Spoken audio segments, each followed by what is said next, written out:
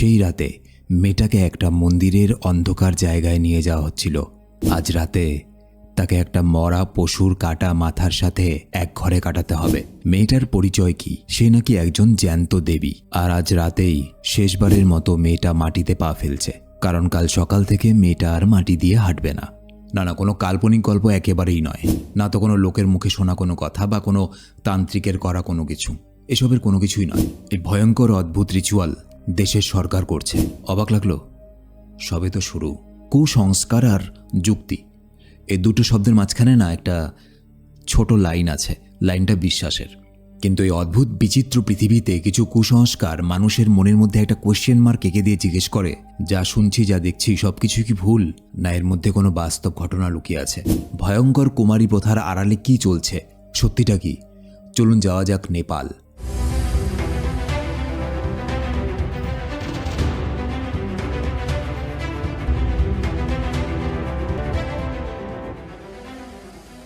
কুমারী প্রথার ইতিহাস কয়েক শতাব্দী পুরনো, যা শুরু মল্ল রাজবংশের সময়, মানে 1300 থেকে 1800 শতকের মধ্যে।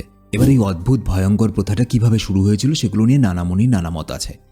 সবথেকে বেশি গ্রহণযোগ্য যে কাহিনীটা শোনা যায় সেটা হলো, রাজা জয়প্রকাশ নামে নেপালের একজন রাজা ছিলেন। তো প্রতি রাতে একজন দেবী যার নাম তালেজু রাজার শয়নকক্ষে আসতেন। তারা একসাথে ট্রিপাসা নামে একটা পাশা খেলা খেলতেন এবং দেশের বিভিন্ন বিষয় নিয়ে কথাবার্তা বলতেন। তবে দেবী একটা শর্ত দিয়েছিলেন। কি শর্ত?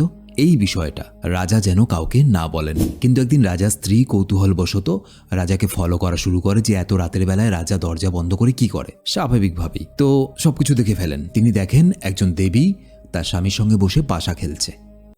তবুও ভালো পাশা খেলছিলেন। যাই হোক, তেলাজু কিন্তু বুঝে যান যে রানী তাকে দেখে ফেলেছেন এবং তেলাজু প্রচণ্ড রেগে যান। তিনি বলেন যদি রাজা তাকে আবার দেখতে চান এবং দেশের সুরক্ষা চান, তাহলে তাকে কোনো একটা ছোট মেয়ের মধ্যে খুঁজে নিতে হবে। সেই মেয়েটা হবে একটা নির্দিষ্ট জাতি বা সম্প্রদায় যার নাম শাক্য, এবং দেবী সেই মেয়েটার মধ্যেই বাস করবেন। এবং এরপর থেকেই রাজা সেই মেয়েটাকে খুঁজতে শুরু করেন। এবং এটা ছাড়াও আরেকটা কাহিনী প্রচলিত আছে। রাজা জয়প্রকাশ মাল্লা যখন শাসন করতেন নেপালে, তখন নাকি শহরের একটা মেয়েকে শহর থেকে তাড়িয়ে দেওয়া হয়েছিল। কেন? বলা হচ্ছিল তার ওপরে নাকি কোনো দেবীর প্রভাব আছে।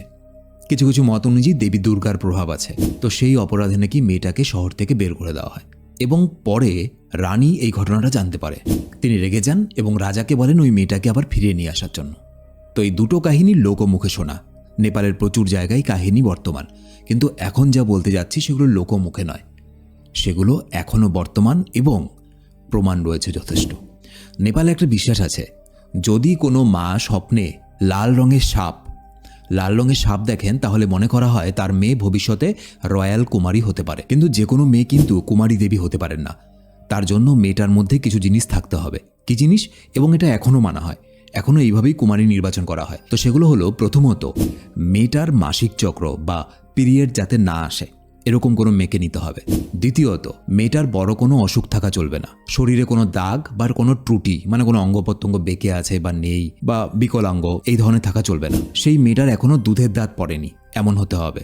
এই সমস্ত শর্ত পার করলে সাধারণভাবে কোনো মেয়ে কুমারী দেবীর জন্য এলিজেবল। এছাড়াও দেবীর 32টা গুণ থাকতে হবে, এবং তাদের মধ্যে কিছু কিছু গুণ, যেমন তার গলার ধরন অনেকটা শঙ্খের মতো সুন্দর, শরীর বটগাছের মতো শক্ত, চোখের পাপড়ি গরুর মতো লম্বা, উরু হরিণের মতো, বুক সিংহের মতো, এবং কণ্ঠস্বর নরম এবং পরিষ্কার। এছাড়াও চুল এবং চোখ খুব কালো হওয়া উচিত, হাত পা ছোট ছোট সুন্দর হওয়া দরকার। সব মিলিয়ে দেখতে যেন একদম নিখুঁত লাগে। এই সমস্ত কিছু যদি কোনো মেয়ের মধ্যে পাওয়া যায়, তবেই নেপালের সরকার তাকে কুমারীর মর্যাদা দেয়। এবার প্রাচীনকালে, মানে যখন এই কুমারী প্রথা শুরু হয়, তখন কুমারীকে নির্বাচন করত রাজপুরোহিত এবং রাজা মিলে।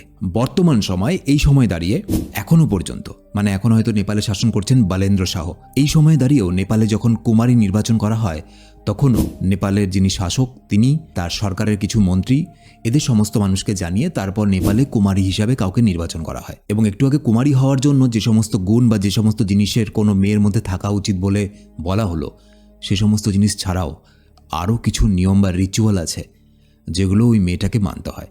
যেমন এই মেয়েটাকে দেখা হয় মেয়েটা কতটা নির্ভীক, খুব সামান্য জিনিসে ভয় পেয়ে যায় কিনা, এবং এটা বোঝার জন্য মেয়েটাকে কিছু পরীক্ষার মধ্য দিয়ে যেতে হয়। কি পরীক্ষা? সবথেকে গুরুত্বপূর্ণ পরীক্ষাটা হয় দশেইন উৎসবের সময়, নেপালের একটা বড় উৎসব। এই সময় দেবী কালীর উদ্দেশ্যে অনেক পশু বলি দেওয়া হয়, এবং ওই বলি দেওয়ার পরিবেশে, যেখানে এখানে ওখানে পশু বলি হচ্ছে, ওই জায়গায় ওই ছোট মেয়েটাকে নিয়ে যাওয়া হয়। চারপাশে অন্ধকার, ভয়ঙ্কর পরিবেশ। এখানে দেখা হয় মেয়েটা ভয় পায় কিনা। যদি সে একই রকমই শান্ত থাকে তাহলে ধরে নেওয়া হয় তার মধ্যে দেবীর গুণ ধারণ করার ক্ষমতা আছে। আর যদি সে ভয় পেয়ে যায় তাহলে সেই মেয়েটা তখনই রিজেক্ট হয়ে যায় এবং অন্য একটা মেয়েকে নিয়ে আসা হয় যার মধ্যে কুমারী হওয়ার যোগ্যতা আছে। এবং এই পরীক্ষায় পাশ করে গেলে মেয়েটাকে আরেকটা পরীক্ষা দিতে হয়। সেটা কি, একা একটা ঘরে রাতের বেলা থাকতে হয় এবং সেই ঘরের মেঝেতে ওই যে পশুগুলোকে বলি দেওয়া হয়েছে সেই পশুগুলোর মাথা রাখা থাকে। এখানেও মেয়েটার শান্ত এবং ধৈর্য এবং ভয় পরীক্ষা করা হয়। মেয়েটা যদি সেই রাত্রিটা নির্ভয়ে ওই ঘরের মধ্যে কাটিয়ে দিতে পারে ওই মরা পশুর মাথাগুলো নিয়ে, তাহলে সে কুমারীর জন্য এলিজেবল। এবং সবশেষে আরেকটা কঠিন পরীক্ষা হয়, সেটা হলো একজন কুমারী তো চিরকাল কুমারী থাকে না। যতদিন না পর্যন্ত সেই মেয়েটার মাসিক চক্র না শুরু হচ্ছে ততদিন পর্যন্ত সে কুমারী। যেই মাসিক চক্র শুরু হয়ে যায় বা পিরিয়ড শুরু হয়ে যায় সেই মেয়েটাকে সরিয়ে দেওয়া হয়। সেই মেয়েটার সঙ্গে কি করা হয় সে ব্যাপারে একটু পরে আসছি। তারপর নতুন একজন কুমারীকে নিয়ে আসা হয়। তো আগের যে কুমারী থাকে সে আগের কুমারীর ব্যবহৃত কিছু জিনিস নতুন কুমারী যে হতে যাচ্ছে তার সামনে নিয়ে আসা হয় এবং অন্যান্য জিনিসের সঙ্গে মিশিয়ে রাখা হয়। নতুন যে মেয়েটাকে ধরে নিয়ে আসা হয়েছে কুমারী করার জন্য বা কুমারী পদ দেওয়ার জন্য, সেই মেয়েটাকে বলা হয় যে আগে যে কুমারী ছিল তার ব্যবহার করা কয়েকটা জিনিস আমাদেরকে হাতে নিয়ে দেখাও, যে কোন কোন জিনিসগুলো সে ব্যবহার করত। বিভিন্ন জিনিসের মধ্যে মিশিয়ে রাখা আগের কুমারীর কিছু জিনিস মেয়েটা যদি সত্যি সত্যি সেখান থেকে বের করে দেখাতে পারে তাহলে সে ফাইনাল পরীক্ষায় কোয়ালিফাই করলো, অর্থাৎ কুমারী হওয়ার জন্য সম্পূর্ণভাবে যোগ্য। মেয়েটা শুনতে একটু অদ্ভুত লাগছে, অবিশ্বাস্য লাগছে, কিন্তু বাস্তব। নেপালে এখনও একই রকমভাবে কুমারী প্রথা চলছে এবং একইভাবে নতুন কুমারী নির্বাচন করা হয়। এবার বোঝা তো গেল যে কোন মেয়েটা কুমারী হওয়ার জন্য এলিজেবল, কিন্তু তারপরে কি হবে? তারপরে শুদ্ধিকরণ নামে একটা বিশেষ প্রক্রিয়া আছে। শুদ্ধিকরণ কি? বিভিন্ন আচার অনুষ্ঠানের মধ্য দিয়ে এই শুদ্ধিকরণ করা হয়। একটা বড় অনুষ্ঠান করা হয় কুমারীর জন্য এবং সেই দিন থেকে ওই মেয়েটা সাধারণ মেয়ে থাকে না, তাকে দেবী হিসাবে মানা হয়। তাকে একটা সাদা কাপড়ের ওপর দিক দিয়ে হাঁটতে বলা হয়। কুমারী যখন সাদা কাপড়ের মধ্য দিয়ে হেঁটে যায় ঠিক তখন তার জীবন পুরোপুরি বদলে যায়। নেপালের রাজধানী কাঠমান্ডু। কাঠমান্ডুতে কুমারী ঘর নামে একটা ঘর আছে, দুর্বার স্কোয়ারে এটা অবস্থিত। এখানে ওই মেয়েটা এখন থেকে থাকবে কুমারী হওয়ার পর থেকে। এটা ঘর এবং একই সাথে মন্দির। মন্দির কেন? এখানে তার পুজো করা হয় প্রতিদিন এবং বিশেষ বিশেষ ধর্মীয় অনুষ্ঠানে সেই মেয়েটাকে বাইরে আনা হয়। বিভিন্ন মানুষ, শুধু মানুষ নয়, সাধারণ মানুষ নয়, নেপালের সরকার থেকে শুরু করে বিভিন্ন সরকারি কর্মচারী, নেতা, মন্ত্রী, নেপালের প্রাইম মিনিস্টার এবং একই সাথে বিভিন্ন আশেপাশের মানুষ বা বিভিন্ন জায়গা থেকে মানুষ এসে ওই মেয়েটার পায়ে ছুঁয়ে প্রণাম করে আশীর্বাদ নিয়ে যায়। এটাও বলা হয় মেয়েটাকে যদি কখনো কোনো ধর্মীয় অনুষ্ঠানে কাঁদতে দেখা যায় তাহলে এটা অনুমান করে নিতে হবে যে দেশ বা ওই শহরের উপরে কোনো এক অশুভ জিনিস, বা হতে পারে সেটা দুর্ভিক্ষ বা কোনো বিদ্রোহ, কোনো দাঙ্গা বা যে কোনো একটা খারাপ বা কোনো একটা রোগ, এই সমস্ত কিছু হতে পারে। মানে মেয়েটা খুশি থাকলে ধরে নেওয়া হয় যে রাজ্য বা দেশের মধ্যেও খুশি থাকবে, এবং মেয়েটা যদি দুঃখী হয় তাহলে ধরে নেওয়া হয় যে কোনো একটা খারাপ কিছু ঘটতে চলেছে। এটা তাদের বিশ্বাস সেখানকার মানুষের। এবং কুমারীকে যখন বাইরে বের করা হয় তাকে সোনালি পোশাক পরানো হয়, চুল খোপা করে রাখা, আর কপালে অগ্নিচাক্ষু নেপালিদের মতে বা ফায়ার আই আঁকা থাকে, যেটা তার একটা বিশেষ শক্তির প্রতীক বলে ধরা হয়। এবং কুমারী হওয়ার পর থেকে তার জীবন আর আগের মতো তো নেই, সম্পূর্ণ আলাদা হয়ে যায়। এবং কুমারী হওয়ার দিন দুর্বার স্কোয়ারে কুমারী যখন প্রথমবার হাঁটে সেটাই তার শেষবারের মতো মাটিতে পা পড়ে, কারণ তার পরের দিন থেকে কুমারী মাটিতে কখনো পা দেয় না। হয় তাকে কিছু মানুষ কোলে করে নিয়ে যায় বা তাকে সোনার পালকিতে করে বাইরে নিয়ে যাওয়া হয় যদি কখনো বাইরে যেতে হয়। তার পাকে প্রচণ্ড পবিত্র বলে ধরা হয় এবং এই কারণে নেপালের অধিবাসীরা তার পা মাটিতে পড়তে দেয় না। বিভিন্ন সাধারণ মানুষ রোগ বা বিভিন্ন সমস্যা থেকে মুক্তি পাওয়ার জন্য কুমারীর দর্শনে আসে।